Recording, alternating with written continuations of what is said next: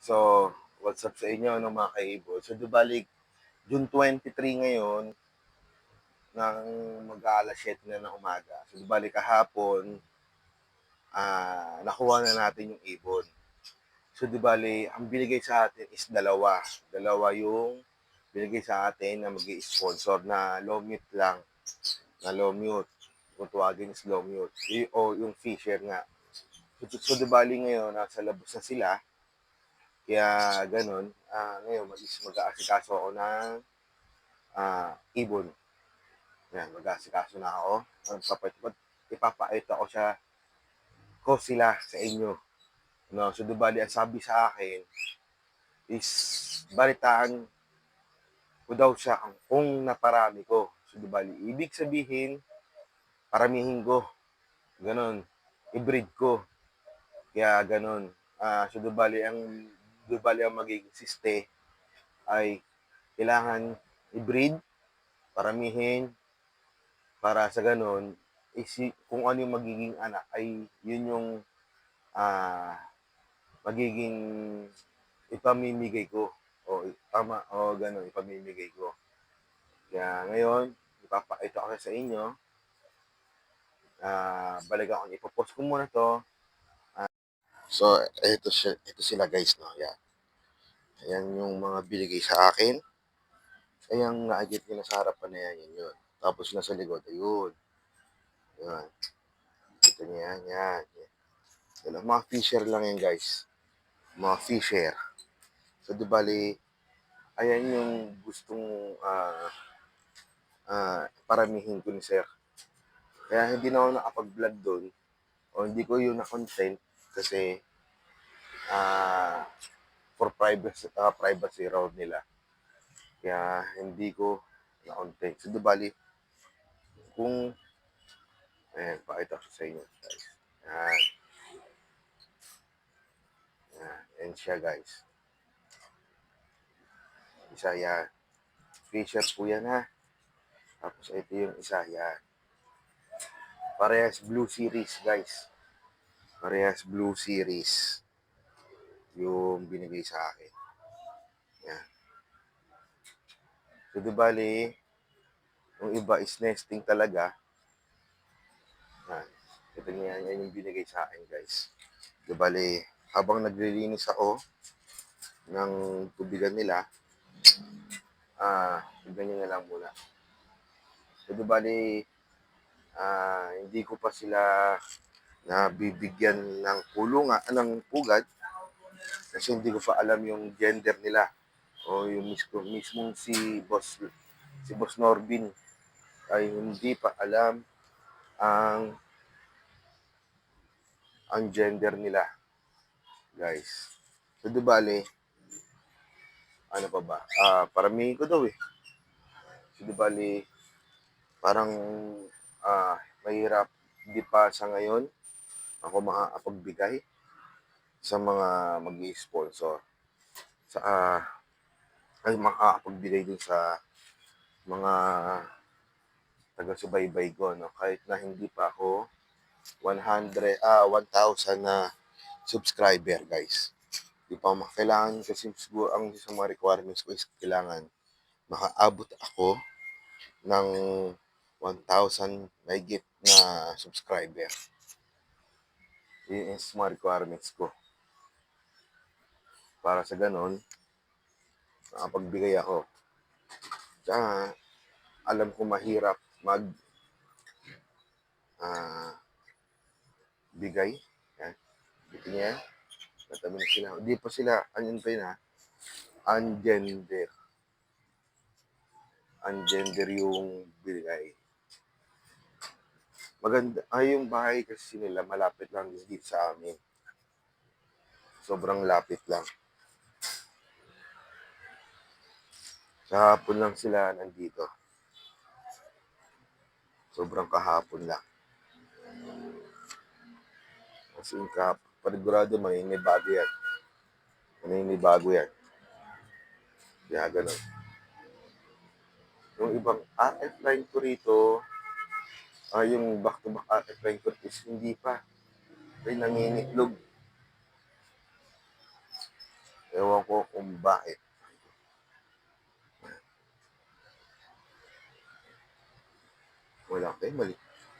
Walang daga. Yan, ganyan. Yan. Malilinis guys, malilinis yung mga yan. Mas lalo pang lilinis yan kasi palagi akong naglilinis dito sa lugar na ibunan. Linis pa yan. So, di bali siya ngayon kasi yan. Ganda niyan guys, oh. Linis niyan. Okay, para makapagbigay ako is una is yung kailangan umabot ako ng 1,000 mahigit subscriber. Pangalawa, talagang kailangan mayroon kang kakayanan na mag-alaga ng ibon. Hindi yung dahil sa libre, yung pamimigay ko, kailangan meron ka rin sapat na kulungan. Okay? Kulungan, kailangan, alam mo kung paano aalagaan yung ibon. Hindi tayo basta-basta pwedeng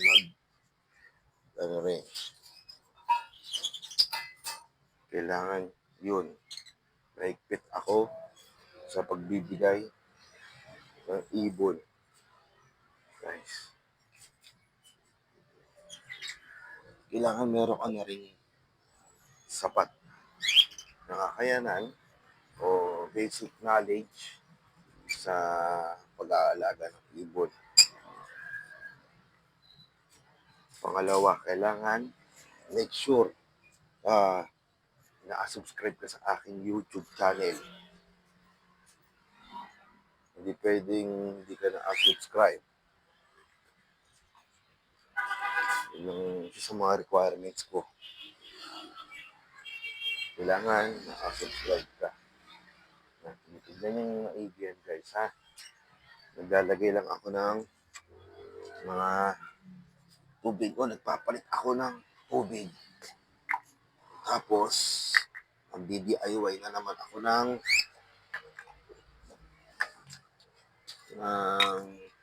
pugad. DIY ako.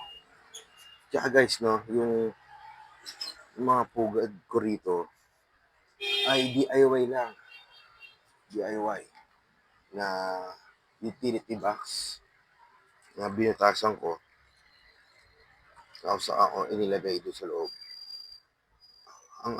Maraming advantage ang utility box na plastic na gagawin mong pugad.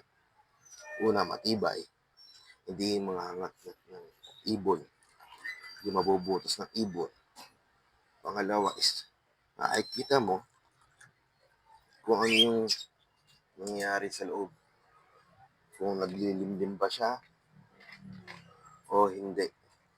O kung may itlog na. O kung napisa na ba yung mga itlog. Guys, galing yun. Kaya, nag-switch na ako sa plastic na pugad. So, di ba, kanya-kanya pa rin tayong preference, no? Hindi natin pwedeng questioning kung bakit sila is kahoy, ako ay plastic. No comparison yun, guys. Tignan mo na lang. So, paano ba? Ngayon naman, guys, yung Aqua Opa Bito Orito ay may sinyalis na ready to breed na siya. Kasi sinusubukan niya na yung hen dito na Opa Dilute na galing kay Boss Arcon. Tapos yung Aqua Opa Bito ay galing naman kay Boss Mike Pingol. Paramihin ko. Ang project ko rito is Aqua Opa Dilute. ng project. So, di bale, yung isa sa mga sinalang ko rito ay 3 piraso, 2 hen, tsaka isang cock. So, di bale, kasi yung cock dito is gusto 2 ang partner. So, try natin kung magsasucceed yung breeding na ganun. Yung tatlong ibon sa iisang lagayan. Tignan natin. Alam ko bawal yun o hindi applicable yun sa iba. So, try natin. Walang masama mag-try. Tsaka, lahat naman ng asalang ko ay opa. Pero doon sa kaabigay lang kahapon. Yun ang pinaka low mute ko. Yung 2 binigay kahapon. Na nakikita nyo ngayon, yan sa video na yan. Guys. So, di bali, guys, pa-help naman ako na tumaas yung aking subscriber. Guys. Para din sa gano'n, nakasubaybay kayo sa aking channel. Kaya yung tawag dito yung Opa Dilute, ngayon ako Opa Bito na split dilute ay nasira na nila yung nangat-ngat na nila yung kawayan na nilagay ko sa kanilang perch. Ayun, nakikita niyo yung sa dulo. Yan, bumabaliktad. Yan yung sinisira na nila yung perch nila eh. Nakawayan eh. Ang tibay ng kawayan pero sa kanila talagang nasira na nila. Di bali, kaya ayaw akong magkahoy na pugad eh. Dahil ganun ang ginagawa nila eh. Di bali, yan, tingnan niya. Taas ko ng konti. Ayan. Tingnan yan. Lomit lang yan guys. Pero kung makikita nyo sa personal yan, ako po, ang ganda. Na yung isa is pied, yan, nakabaliktad. Mukhang pied yan na malinis guys. Ang lilinis niyan. Na daming kulay. Sobrang dami. Pagtapos ko rito guys, papakita ko sa inyo yung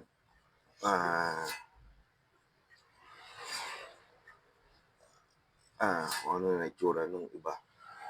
Tapos yung kakatail ko ay magaling na yung paa guys. Sobrang galing na ng paa nila.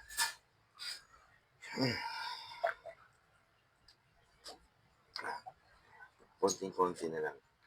Tapos, syempre, always check kainan. Konti na lang. Papalit na naman tayo na lalagay na naman tayo ng pagkain sa kakating natin.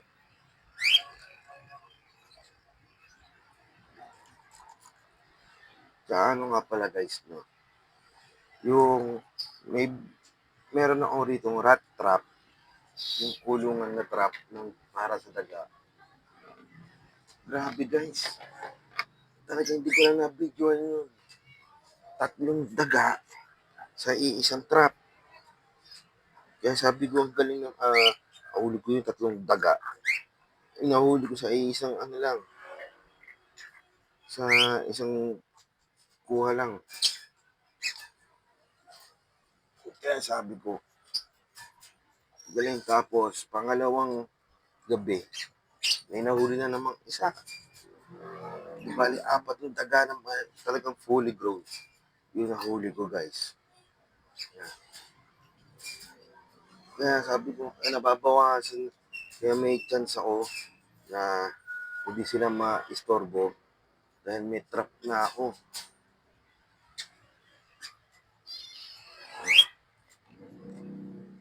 May trap na ako.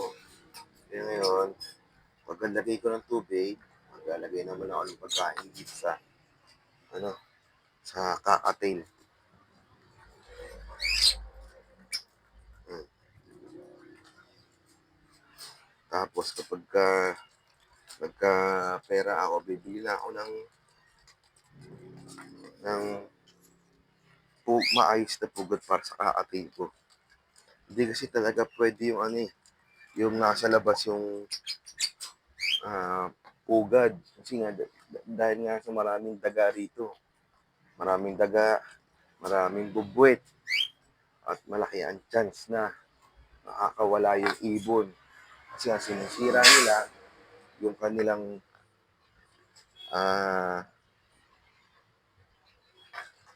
pugad. Tapos iniwalay ko na lang talaga sila, guys. Yung dalawang yung dalawang yan. Iniwalay ko yan.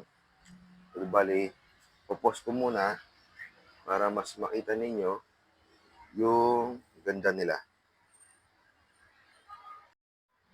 Ito sila, guys. Ayan. Kita niyo yan.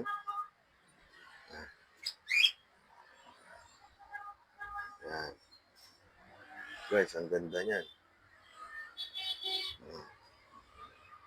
Ang ganda niyan. Wala pa silang pugad kasi hindi ko pa alam kasi talaga kung ano gender niyan. Ayan.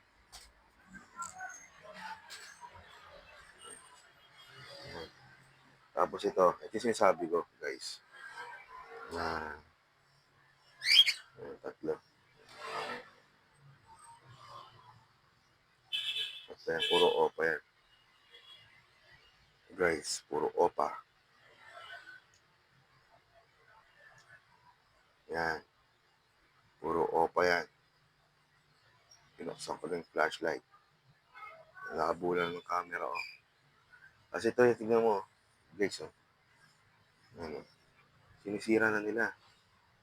Sobrang,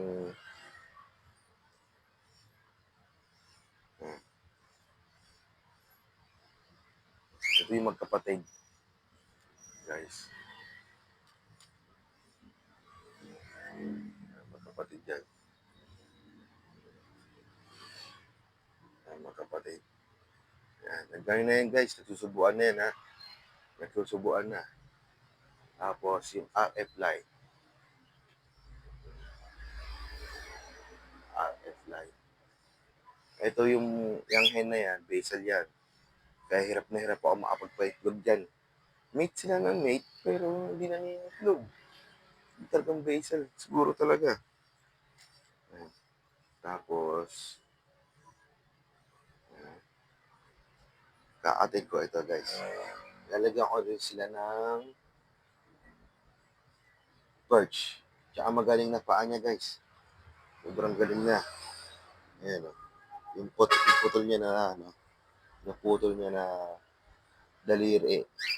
Putol niya, nakakasabit na ulit, oh. Malakas na ulit. So, bali, yun lang, guys, oh. Maraming salamat. Yan.